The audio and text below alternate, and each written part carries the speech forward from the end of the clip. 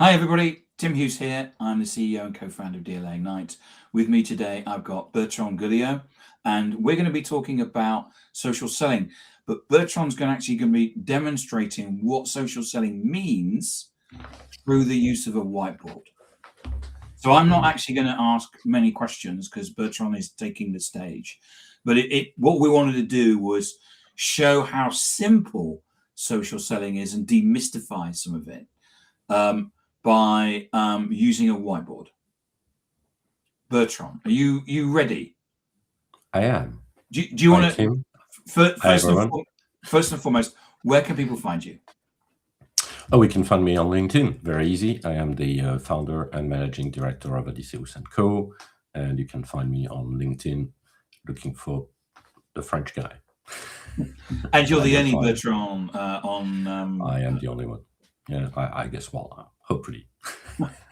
So, if I press this button here, that brings up the whiteboard. Yes, exactly. And just a few words of introduction on this. What this is all about is making it as simple as possible. The background being one of my friends saying, you know what, I don't really understand what this all means. Because there are many offerings about how you have an active presence on LinkedIn, and so how yours is different. This is where this is all coming from. So you've got you on the left-hand side of that screen and your ICP, your ideal customer profile, so your audience basically on the left-hand side of that screen. And what you must have experienced, and I'll explain how you can measure this, is that between you and your ICP, there is bear with me, that is a door. And that door says it's closed. Hopefully you can write this. So there's a closed door between you and your target audience. And the way you can measure this, or at least experience this, is very simple. Is if you try to, that is, again, bear with me, that is a phone. If you try to place a phone call, or if you try to send an email, or if you try to get your audience onto a landing page, you will roughly experience always the same type of results, which is going to be between 3 to 5% of conversion rate. And that basically says that door is closed. So there's no way for you to actually reach your target, at least reach your target this way. So now the question is, how is social in general different? And I'll come back to this. So your ICP, if we now move to the digital world, they do have a profile. Actually, we know that roughly 56% of the workforce does have a LinkedIn profile, and they roughly spend an hour on LinkedIn per month. That obviously is an average. It actually increases the more you go to the IT world or supply chain functions, for instance. We know that this is roughly, this is actually much more, and both in terms of percentage and in terms of time spent. You will probably get to an hour a week rather than an hour per month. What we also have on that front is your ICP do have friends on social. And we actually know that they roughly have, if we take LinkedIn as an example, 1,000 friends on LinkedIn in their network. And this is really good news for you. I'll come back to this. And then, obviously, every now and again, if you are lucky, your audience is also publishing content. And the way they are doing this is most of the time they are broadcasting their corporate content, but they may be also contributing with original content, which is even better, and I'll explain why. Right, so on your end, similarly, you do have a profile, usually very serious profile. So it's all about what I do, nothing about who I am, but more what I do. You do also have friends, roughly the same number. Usually, if you're not so active on social, and every now and again, you as well do publish content. Right. So that's the landscape. And what most, you could say, pros on LinkedIn will tell you is that you should go, and even LinkedIn themselves, by the way, that you should go straight to your ICP. And the first thing that most people will recommend is that you go either through direct messages, paid messages, or through emails straight to your ICP. So people who have done that will probably have experienced the exact same results as anything that was done before. An email is a cold call on a social network, in effect. Is exactly the same as cold calling on social media. So what it means, and I think we should all recognize this, is that there is another reality, which is there is also a closed door on social, and that closed door is that closed door is also kind of the you could say the reality behind this is that your ICP, your target audience, and yourself live in two completely different ecosystems. And therefore, when you get to your ICP directly, either through emails or direct message, you are a stranger. And that's the reason why you get the exact same results. What we know, by the way, is also... There's no relationship, there's no trust, therefore you're a stranger. Yeah. Exactly. And what we also know is that, and that's a LinkedIn study, is that 76% of people getting invites or emails or messages stop at reading your headline. So if you have a very professional, if it says I'm a salesman everywhere, and by the way, I am the best salesman of my category everywhere on your headline, guess what? There's absolutely zero chance that your target audience is going to accept anything from you because you're a threat. You're seen as a threat. You're a stranger and a threat. So nothing's going to happen. So how do we get to some results from there? So it's quite simple, actually. The first thing you need to do, because of that number, and that we recommend you do, is that you create a more attractive profile. How do you make a more attractive profile? Is probably by, first of all, look a little bit more approachable, have a little bit of content, have a little bit of who you are rather than what you do. And I'll try, because I've got today I've managed to do a very small window. You know what this is, Tim? What's that? What I just drew here. Cup of coffee. Exactly. So you need a coffee machine, because the first thing you do when you meet someone at a customer site, or the first time you meet a customer, is you go to the coffee machine. So you need to have the equivalent, the digital equivalent of a coffee machine. So that's basically the starting point.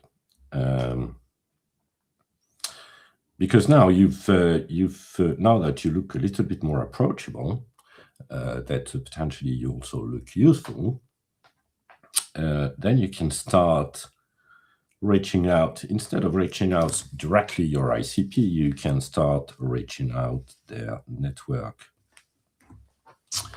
And the way you're going to do that is not by pitching or whatsoever, but more with what I would call a network invite. So you want to expand your network, you want to to make new friends, basically, in a category which you are not picking up by chance or randomly. You are picking them up because they are in a position to either influence your future customers or because they are your future customers at a point in time. They might be.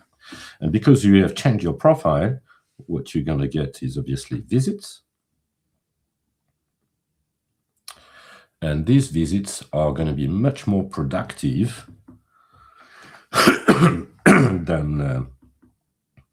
than reaching out directly to your ICP, because we reckon that a beginner will probably get from 30 to 35% acceptance rate on these type of invites. So when you're sending a connection request, you'll get a 30 to 35% acceptance rate as a beginner. Yes, as a beginner. Experts will probably get to 60%. Yeah. So if you've done that for a while and you know how to approach this, you'll get much better results. So what happens here is quite interesting, to be honest, because what you're doing when you get when you increase your network into your ICP network, what happens is that you get your ICP friends into your environment, into your ecosystem. Excellent news. Because what happens is that they will be naturally exposed, if you're publishing content, to your content, and they may react to your content positively, which is the second very interesting, you could say, behavior. Because what this means is that over time, your content is also going to be placed right in front of your ICP, before your ICP. And why that? Simply because 80% of your feed on LinkedIn is made of your network reactions. So simply by the fact that you're inviting your ICP, you've got relevant content. That relevant content generates reactions into your ICP network. All of a sudden, your content is put before your ICP, almost automatically, which is really good as well. Because what I would say that the bottom line is it would probably start by creating exposure, but over time that exposure may turn into something that we are very familiar with in B2C, less in B2B. It's called influence. So what really happens is that over time, and that can go extremely fast, by the way, you are influencing your ICP. And as you can see, by the way, also what happens here is that these two ecosystems start to get into some kind of merge. So it's probably the right time to go and also comment onto your ICP content, because that will obviously also generate a little bit more influence. So you look approachable, you can engage the conversations on content, and that participates to, again, merging these two ecosystems, having exposure, and therefore, and ultimately influence. And we can see that very quickly now. There's something happening here that I just said, is that what you're that you're creating something here which is slightly different from where you were initially, because what you have done here is you have created you are in the middle of creating a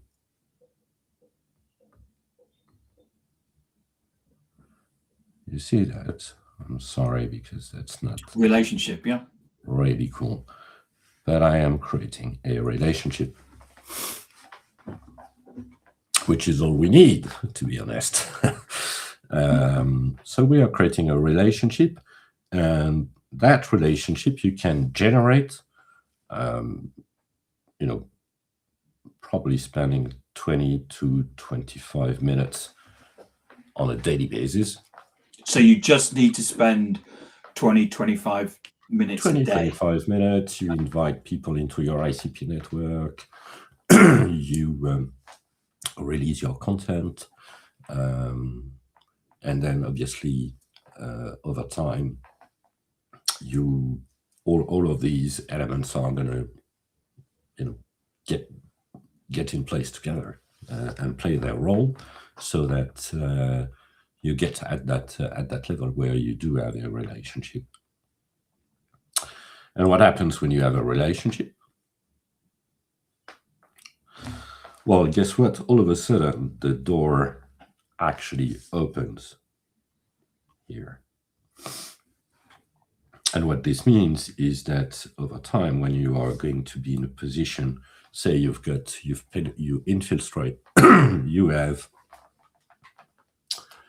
say, 15%, 5, 10, 15% common network with your target. Then you can go to your target directly. And what is going to happen here is also something everybody is looking for, usually in B2B, and that is a meaningful, I insist on meaningful, because it is full of context now, but a meaningful conversation.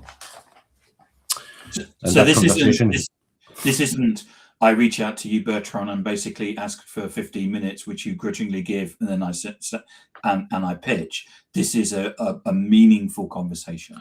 This is a meaningful conversation, and as you rightly mentioned, this is not the 3 minutes conversation, the 3 minutes and 30 seconds conversation that everybody is looking for, so that they can pitch.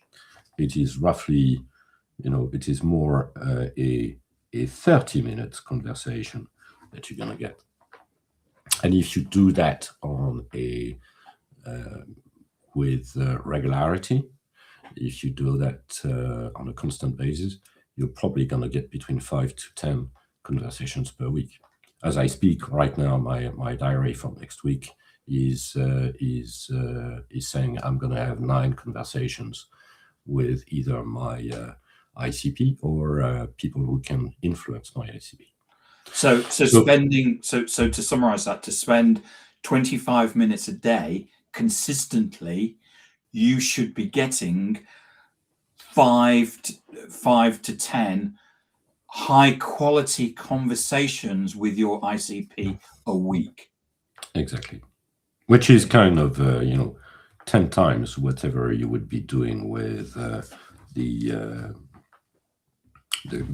traditional techniques here. So it's a really micro influence in B2B made simple. There's no magic in there. It's it's just the way it works.